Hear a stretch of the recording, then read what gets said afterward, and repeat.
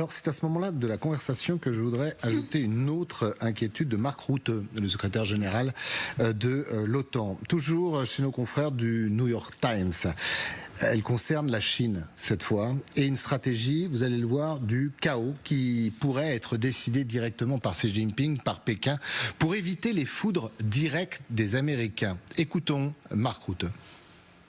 Ne soyons pas naïfs, si Xi Jinping attaque Taïwan, il s'assurera d'abord d'appeler son partenaire Vladimir Poutine pour lui dire « Hey, j'ai besoin que vous occupiez l'Europe en attaquant le territoire de l'OTAN ». Nous devons agir sur deux fronts. D'abord, l'OTAN doit être si forte que les Russes ne feront jamais cela. Deuxièmement, nous devons collaborer avec la région Indo-Pacifique, une initiative que le président Trump encourage vivement. Magali.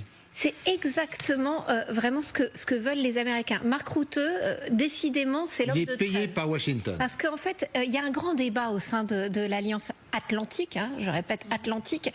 C'est en effet, est-ce que l'OTAN doit s'occuper uniquement du continent européen, c'est-à-dire des deux côtés de l'Atlantique, ou alors doit s'engager sur le terrain Indo-Pacifique.